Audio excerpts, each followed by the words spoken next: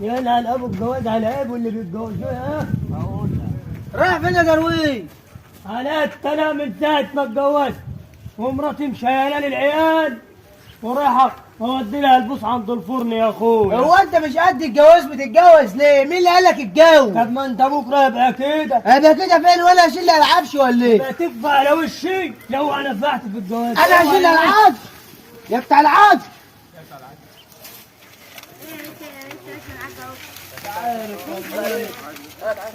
ساعة ما اتجوزت ويا المرة كل شوية يقول البوس وداها عند الفرن.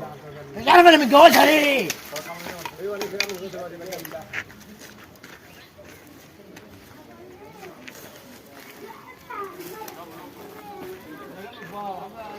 عرفت بقى يا اخويا. انت رايح فين بقى؟ رايح اقضي البوس عند الفرن. طب وفين الولية؟ الولية؟ بتخبز.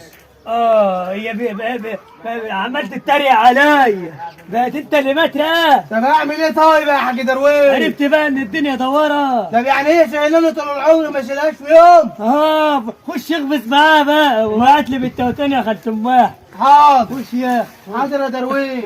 انا كنت بتريق عليه. شوف بقى انا اللي بشيل. امال انت عارف ايه. يلا يا حبيبي يلا.